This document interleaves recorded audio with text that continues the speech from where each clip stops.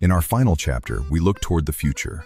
Beyond the historic stones of old Paris lies a city of bold glass, steel, and modern vision. From the soaring glass sails of the Foundation Louis Vuitton to the skyscrapers of the West, Paris continues to reinvent itself. In the city center, the Pompidou stands as a radical statement of modern art and high-tech architecture. If you like this content, please help us by hitting the subscribe button and notification bell so you can be notified when we upload additional content. We explore the futuristic Parc de la Villette, where science, music, and art converge in a sprawling green space. Nearby, the Canal de l'Ourcq pulses with a new energy, a hub for local creativity and leisure. But Paris never loses its village soul.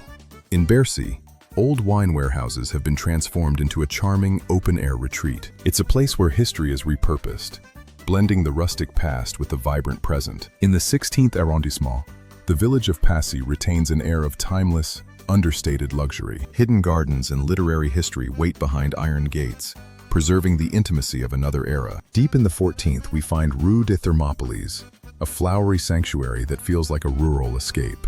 Auteuil, once a separate village, still moves to its own gentle rhythm, far from the tourist crowds. The city's efficiency is matched by its style, with driverless trains connecting the old world to the new. On the left bank, the National Library stands as a monument to knowledge in the digital age. This elegant footbridge connects the library to the park, a symbol of fluidity and connection. Modern Paris is green, active, and constantly evolving to meet the needs of its people. The Philharmonie's bold form echoes the city's enduring passion for music and innovation. From the heights of Montparnasse, we see the city as a living tapestry of time and light. Our three-part journey through Paris concludes here, where the ancient and the modern stand side by side. From the grandest monuments to the smallest hidden gardens, Paris remains a city of endless discovery. Thank you for walking with us through the soul of the City of Light.